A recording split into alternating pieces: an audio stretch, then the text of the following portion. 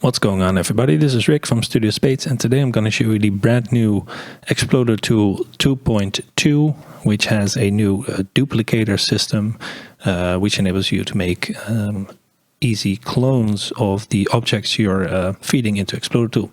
So let's start by dragging in a new Exploder Tool and centering everything out by pressing Shift S, selection to cursor, and make sure that everything is a new collection by pressing M and then enter twice after giving it a name. And you can see my shortcuts and my key presses here if you want to know what I'm pressing. So yeah, we just put it in a collection. Let's make sure that our object, which is a diamond in this case, is also in the collection. So let's go diamond. You can use any object you want, but I like diamonds, so let's use that. Hide the collection, go to Exploder Tool, go to the modifier window, pin it, and load in the diamond. So we have it back in here. And I'm using a matcap that shows the direction of the normals, because yeah, it just gives me a bit more visual feedback, which I like. All right, so the duplicator can be found under duplicator here, and it's pretty straightforward. All you have to do is enable it, and you get duplicates. These are the default settings in 2.201, and yeah, you can always change these if you want. So let's put it to 4, so we have a bit more space between the diamonds. You can crank up the numbers, of course, and this is all done with instances, so it should be quite fast. Let's crank up the number here. Boom. And we can always turn off some effects like noise to get a bit of a performance boost. Disable loop here. And that should yeah, give you a bit of a performance boost if you're using a lot of instances and a lot of geometry. But at the cost of those effects not working. So if you want those effects, you need to enable them. There's also a center duplications setting here, which means that it recenters the entire set of clones. So right now, this is the original one, the original diamond that was in the scene. And if you add to it, it adds from the world origin, but in most cases you probably want to center everything. So boom, it recenters the whole clone grid in this case. Pretty cool stuff. Let's put it to 8 by 8 by 8 for now. And as usual, most effects from Exploder Tool will also work on this grid here. So you could go to, I don't know, let's go to Exploded View, for example, enable Exploded View, and boom, since Explode has been set to 5 by 5 by 5, at default, you can see everything explode outward. We can put it back to 0, so we get the original shape. And then start exploding these layers, maybe.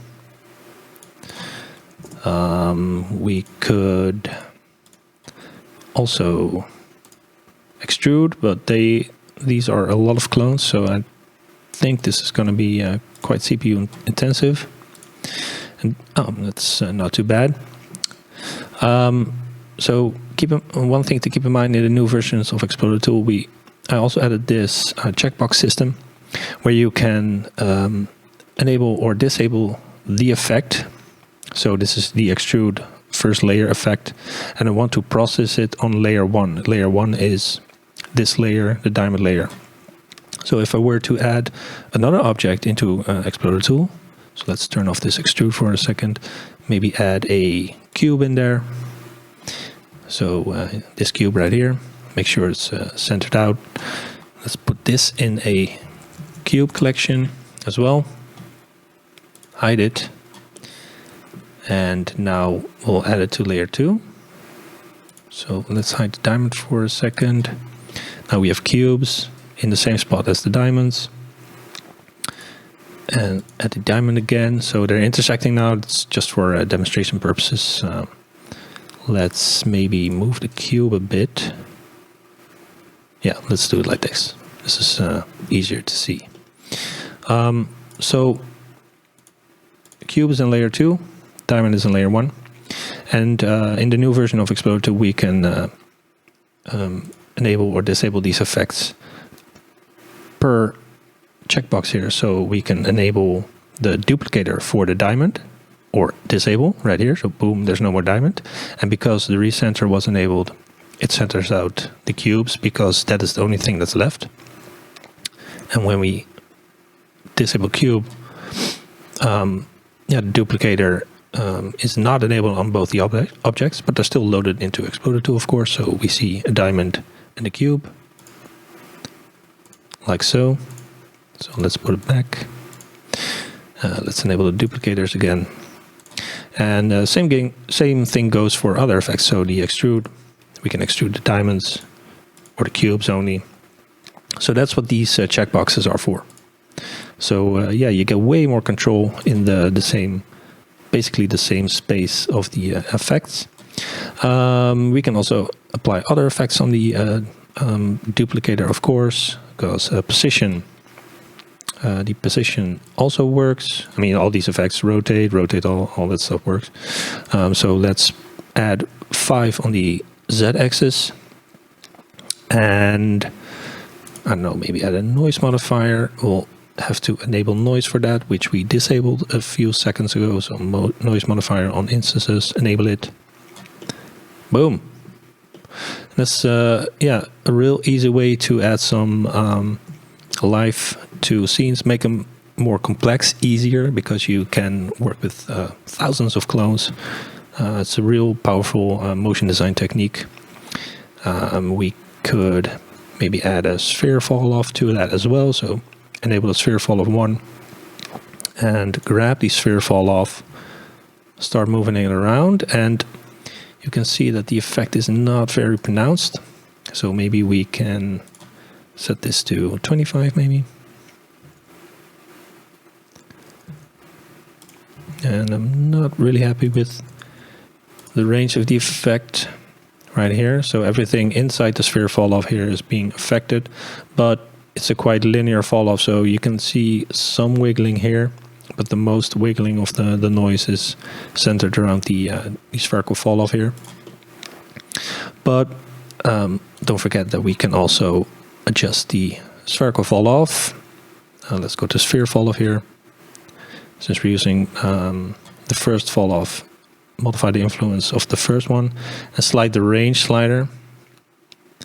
You can see it, the zone of influence grow or shrink here when you slide that slider.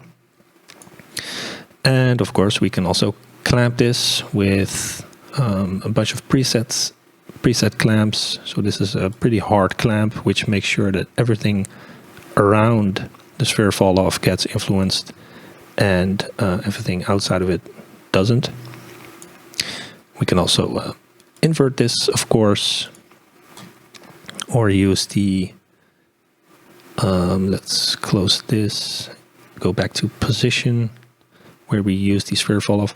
We can also use the sphere fall off 1 inverted, which also inverts it.